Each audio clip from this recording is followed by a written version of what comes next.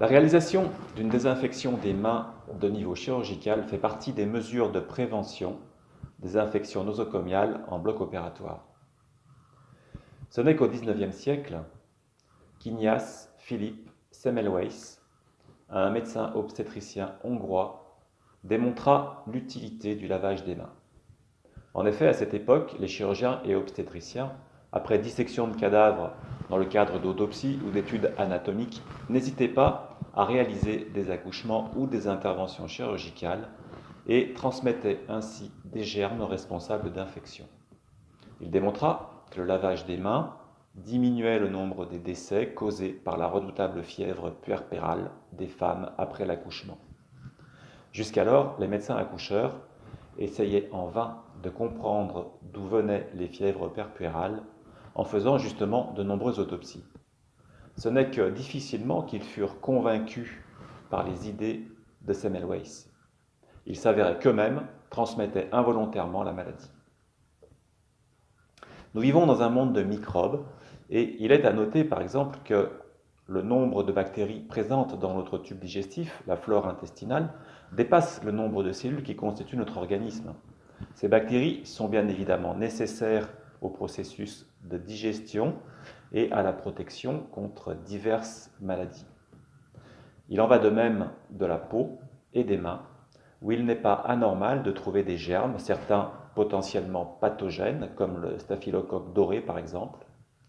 Les soignants, médecins et infirmiers peuvent donc transmettre ces bactéries, d'autant qu'ils s'occupent de personnes malades et infectées. Le lavage des mains doit donc être un geste multi-quotidien pour eux, mais aussi pour l'ensemble de la population. En ce qui concerne la chirurgie, on comprend donc bien l'importance de cet acte. En pratique, les mains ne doivent pas porter de bagues ou bracelets. Les ongles doivent être courts, propres et sans vernis. Le lavage débute après avoir mouillé les mains et les avant-bras par un lavage utilisant un savon antiseptique. Ce lavage intéresse les mains, mais aussi les avant-bras jusqu'au coude.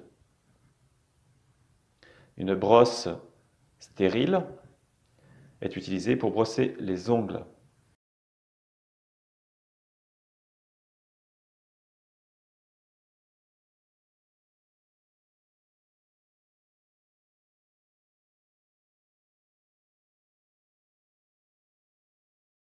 Le lavage se poursuit en insistant sur les mains et tout particulièrement sur les espaces interdigitaux.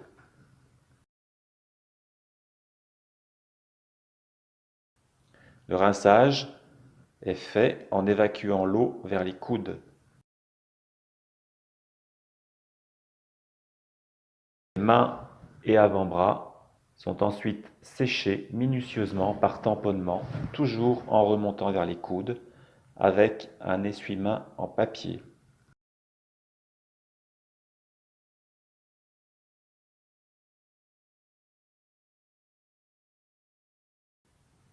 Enfin, nous terminons par l'application d'une solution alcoolique qui est bien étalée sur l'ensemble des zones à désinfecter.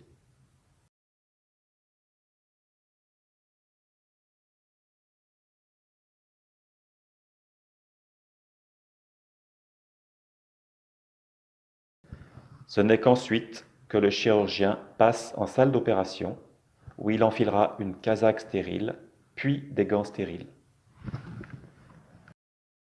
L'intervention peut enfin commencer.